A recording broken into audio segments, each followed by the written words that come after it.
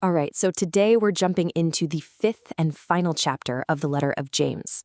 This was written way back around 62 CE, but you'll see it's packed with some seriously practical, down-to-earth advice on how to live with real integrity, especially when the world feels like it's, stacked against you.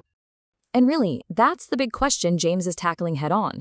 He gives advice that is so relevant, it honestly feels like it could have been written yesterday, not nearly 2,000 years ago. So, let's get into it.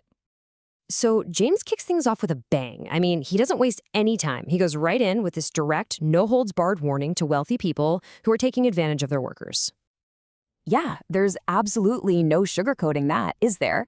James just comes right out and confronts the misuse of wealth. And notice how he frames it. It's not just some social issue. It's something with really severe consequences down the road.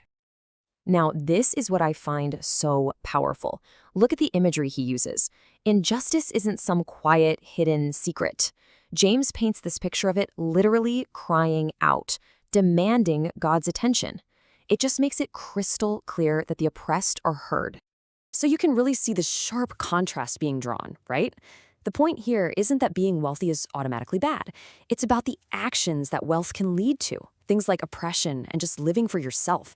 And that's put right up against the qualities God actually values. Endurance, mercy, and just genuinely caring for other people. Okay, so if you're the one facing all this injustice, what's the advice? Is it to fight back? Retaliate? No. Instead, James calls for this really deep, active kind of patience. Let's see how he explains that. And he uses this brilliant, really relatable analogy to explain it. He says to be like a farmer. Think about it. A farmer doesn't just sit around doing nothing. Their waiting is active. It's full of expectation. This just illustrates the whole idea perfectly. A farmer's patience has a purpose, right? They do the work, they prepare the soil, and then they wait, confident that the rains will come and the harvest will happen. It's not wishful thinking. It's endurance that's fueled by knowing there's a definite outcome. And to really drive the point home, James brings up some historical heavy hitters from the Hebrew scriptures. He's basically saying, hey, you're not alone in this. You're part of this long line of faithful people who've gone through tough times and endured. And of course, he brings up Job, the ultimate case study in endurance, right? And what was the result? Job's perseverance wasn't ignored. It was met with this incredible, merciful outcome that showed just how much tender affection God has. The message couldn't be clearer. Your endurance is seen, and it absolutely matters. Okay, so after talking about how to handle all those external pressures, James shifts gears. He moves inward, to our own personal world, and he focuses on two things: the integrity of our speech and the amazing power of prayer. And his advice here is so simple, but it's incredibly profound. Basically, let your yes mean yes, and your no mean no. Be a person of your word. Your integrity should be so rock solid that you never need to swear or make some big oath for people to believe you. Your word should be your bond. Then he talks about prayer, and he presents it as this all-purpose tool for every single part of life. It's not just for when things go wrong. Are you in trouble? Pray. Feeling great? Sing praises. Are you sick? Get the elders to pray with you. The first move always is to open up that line of communication. And just to show that this isn't some pie-in-the-sky idea, he gives us the example of the prophet Elijah.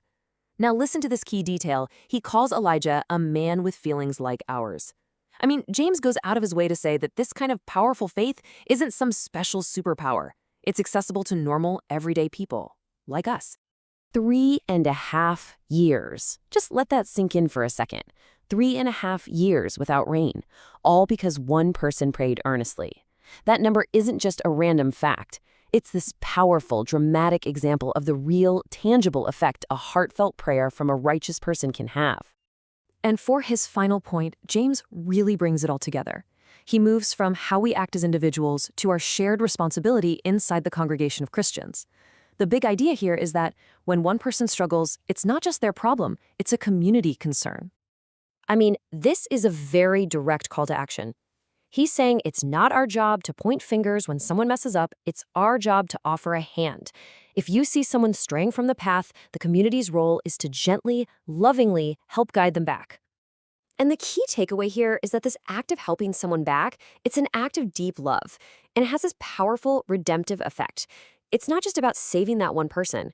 It's about strengthening the entire community because it's about covering mistakes with compassion. And that's really where James leaves us. This isn't just abstract philosophy, is it? He's given us a practical toolkit for living a life of faith. So the real question for us isn't just, what did I learn from this? It's, what am I going to do with it? Are you going to practice that farmer-like patience? Are you going to be someone whose yes really means yes? Or maybe you'll be that person who lovingly helps someone else find their way back.